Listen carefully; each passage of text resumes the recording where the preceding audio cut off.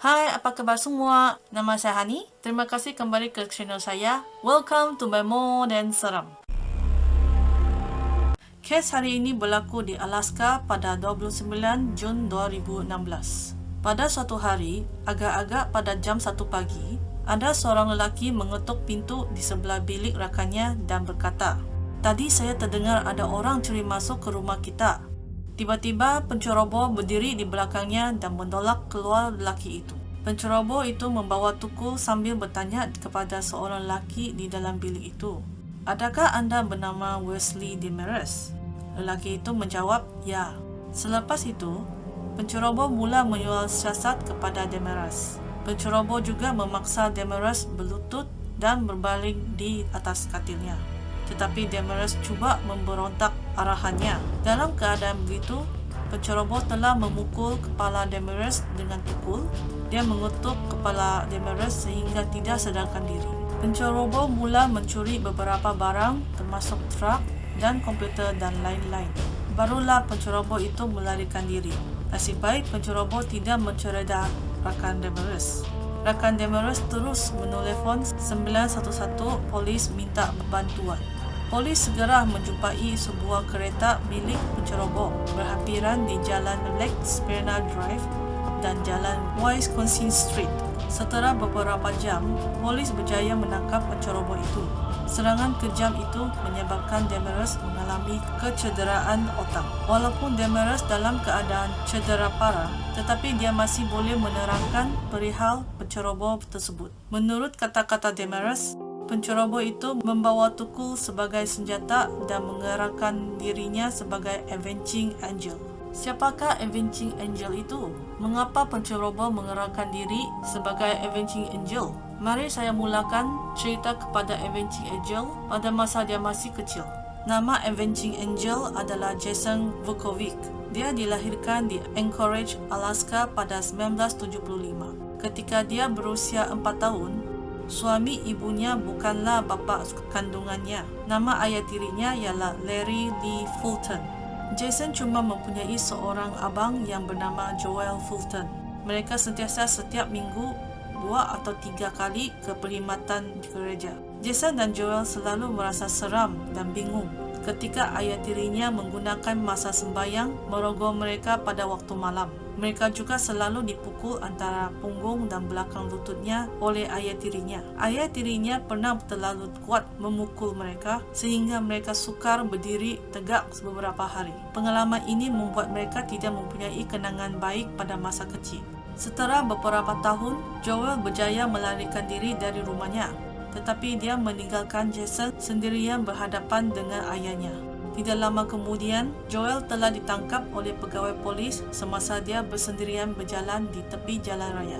Joel ambil kesempatan berterus terang memberitahu tujuan melarikan diri kepada polis. Dia dan adiknya Jason selalu didera secara seksual dan fizikal di tangan ayah mereka. Selepas itu, polis dengan segera menangkap Larry Lee Fulton untuk membawa kepada soal siasat di balai polis. Akhirnya, Larry Lee Fulton didakwa bersalah terhadap kedua anaknya yang masih di bawah umur. Tidak tahu apa sebabnya, hakim cuma menghukum Larry Lee Fulton untuk dipenjara selama 3 tahun saja. Jason sangat takut kepada ayah tirinya. Semasa polis melaksanakan soal siasat terhadap Jason ada berbohong kepada polis tentang apa yang berlaku antara dia dan ayah tirinya. Walaupun Jason 13 atau 14 tahun ketika itu, dia tetap takut dengan ayah tirinya dan dia juga masih melihat ayah tirinya sebagai ayah dirinya sendiri. Selepas ayah tirinya masuk ke penjara, tidak tahu apa sebabnya, keluarganya menyalahkan kesalahan terhadap Joel pula. Mereka mengatakan Joel tidak seharusnya memberi tahu polis perkara buruk yang berlaku dalam keluarga. Oleh sebab kes ini, mereka dipaksa bertukar sekolah baru dan pindah ke rumah baru ke Wasilla. Selepas pindah ke Wasilla, polis atau person in charge langsung tidak memberi kaunseling kepada Jason dan Joel. Lama-kelamaan, semasa Jason sudah berusia 16 tahun, Jason membuat keputusan melarikan diri dari rumahnya. Apabila dia mendapat pekerjaan baru, dia rela membuang masa dalam pekerjaan daripada buang masa balik ke rumahnya. Pada suatu malam, dia curi balik dari tingkap bilik tidurnya untuk mengambil barang-barangnya. Dia mendapati bahawa ibu bapanya menyimpan barang-barang seperti lesen memandu, kad pengenalan dan Social Security card. Tujuan mereka menyimpan barang-barang Jason adalah sebagai denda kepada Jason dan juga supaya tidak mahu dia melarikan diri dari rumah. Duka citanya, cara-cara ibu bapanya itu tidak berjaya membaiki semula hubungan dengan anaknya Jason. Jason terus meninggalkan rumahnya lalu pergi ke Spokane, Washington tanpa membawa kad pengenalan, lesen memandu dan Social Security card. Semasa dia berada di Washington, walaupun dia senang mendapat pekerjaan baru, tetapi dia tidak dapat wang gaji tanpa menunjuk kad pengenalannya. Oleh itu, dia terpaksa buat jenayah seperti mencuri wang dari loker di setiap kelab kesihatan dan gym. Selepas 5 bulan berada di Washington, akhirnya dia ditangkap oleh polis kerana mencuri dan membuat duit palsu. Lalu polis terus memasukkan dia ke penjara. Biasanya polis selalu menelefon keluarga untuk bersoal siasat di balai polis jika bantuan itu di bawah umur. Tetapi semasa Jason pula masuk ke penjara, polis tidak pernah menghubungi kedua ibu bapanya membawa Jason pulang rumah. Oleh itu, Jason semakin berani meneruskan membuat jenayah untuk mendapat banyak duit. Ketika Jason berusia 18 tahun, Jason selalu ditangkap oleh polis. Setiap kali ditangkap oleh polis, dia akan dihukum banyak masa tinggal di penjara. Dia juga selalu bertukar-tukar tempat kerja dan tidak pernah tinggal tetap di setiap tempat. Tidak lama kemudian, dia membuat keputusan kembali ke Alaska untuk memulai kehidupan baru dan cuba membawa kebahagiaan hidup di tempat asal-usulnya. Duka citanya, tabiat mencuri masih tidak dapat diubah oleh Jason. Dan dia bermula lagi mencuri kad kredit dan dihukum penjara selama 6 tahun. Selepas dia dibebaskan dari penjara, tidak tahu apa sebabnya dia telah mencedera orang dan dihukum penjara selama 3 tahun lagi. Tabiat buruk Jason berubah menjadi baik pada tahun 2016. Jason pandai mengawal tabiat buruknya dan memulai menikmati keseronokan sebagai orang bebas dari penjara. Pada waktu yang sama, Jason mendengar ada kes berlaku di tempat tinggalnya. Kononnya ada kanak-kanak telah dirogol dan didera oleh orang dewasa di sekitar tempat tinggalnya.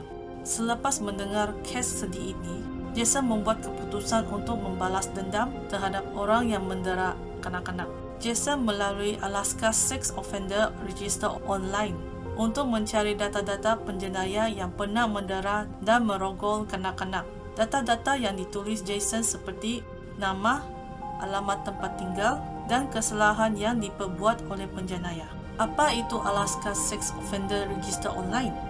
Kenapa Jason boleh melihat data-data di Alaska Sex Offender Register Online?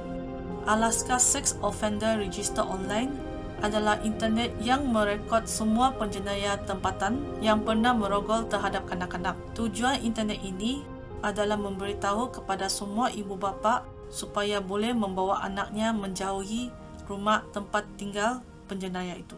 Di sanalah Jason mendapat data-data sasarannya. Sekiranya penjenayah pernah melakukan jenayah seksual terhadap kanak-kanak, mereka terus menjadi sasaran serangan kepada Jason. Jason bermula dengan 3 lelaki dalam seranai namanya. Mereka adalah Charles Elby, Adrian Barbosa dan Wesley Demarest. Adakah kamu masih ingat Wesley Demarest yang pernah saya ceritakan pada mula kes ini? Apa sebabnya Wesley Demarest boleh menjadi sasaran Jason? Kes Demarest ini berlaku pada tahun 2006. Dia dihukum kerana cuba melakukan penderaan seksual terhadap budak gadis tadika. Hakim cuma menjatuhkan hukuman penjara kepada Demarest selama 9 bulan mengikuti program Sex Offender Treatment Program selama 3 tahun sahaja. Setelah saya tahu jenayah yang dibuat oleh Wesley Demarest, apabila dia dipukul oleh Jason, saya tidak pasti mahu balas kasihan kepada dia atau tidak. Tetapi saya sangat pasti, akibat yang akan dia terima adalah hasil daripada tindakan dia sendiri, seperti karma. Jason Vukovic menyebut dirinya sebagai Avenging Angel untuk menolong mangsa kanak-kanak tersebut. Tetapi disebabkan dia mencedera orang dan meropak harta benda, dia telah dihukum penjara selama 25 tahun. Selepas beberapa bulan, Jason menulis 5 keping dalam satu surat. Lalu suratnya dikirim ke wartawan di Anchorage Daily News pada bulan November 2017. Dia menulis tentang kes dirinya dan juga termasuk mengapa dia mencedera 3 lelaki penjenayah seksual itu. Tujuan Jason menulis surat itu kerana dia ingin melalui wartawan memberitahu semua orang bahawa masyarakat sekarang tidak ada tempat untuk keadilan. Dia juga mengatakan dia mahu menghalangi semua orang yang mengikuti jalan cara dia.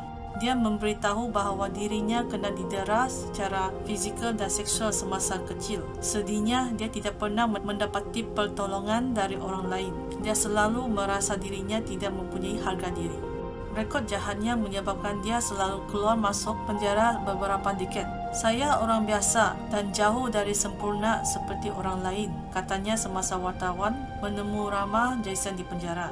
Namun kes saya sangat penting bagi saya kerana sesiapa yang dilahir dan dibesarkan di Alaska yang mempunyai pengalaman buruk semacam saya tidak harus berakhir macam saya sekarang. Semasa di mahkamah, Joel pernah berkata kepada hakim. Joel berjaya dalam PhD dan bekerja sebagai Chief Information Security Officer di sebuah syarikat. Dia juga sudah berkahwin dan mempunyai keluarga sendiri. Semua orang melihat Joel mempunyai kehidupan yang baik, tetapi dia masih belum pulih dari trauma penderaan dari ayahnya. Walaupun bertahun-tahun diubati oleh doktor kaunseling, Joel berkata, "Saya tidak akan menjadi lebih baik selama-lamanya." Joel memberitahu hakim bahawa dia tidak berjumpa dengan adiknya Jason selama ini, tetapi dia tetap ingin dan mahu hakim boleh kasihanilah dia, tolonglah dia. Saya masih ingat pembola ini beberapa bulan lalu. Saya percaya kes Jason dalam proses hingga sekarang. Tujuan saya membuat video ini adalah untuk menunjukkan kepada kamu bahawa ada beberapa kes jenayah bukan dilakukan oleh orang jahat sahaja. Jadi saya ingin memberi nasihat kepada semua orang. Jangan sengaja bersikap jahat kepada orang yang baik hati. Jangan sengaja menyakiti orang yang tidak pernah membuli kamu. Jangan lupa akibat yang akan kamu terima adalah hasil daripada tindakan kamu sendiri seperti karma. Terima kasih saudara-saudari semasa menonton kisah ini. Semoga cerita ini dapat memberi iktibar kepada semua orang bahawa apapun perbuatan jahat itu adalah pulangannya, iaitu karma. Sekian cerita kali ini. Nama saya Hani. Saya akan post 1 atau 2 video setiap minggu. Jangan lupa subscribe YouTube dan Instagram saya. Terima kasih menonton video ini. Moga berjumpa lagi di lain cerita. Kita jaga kita.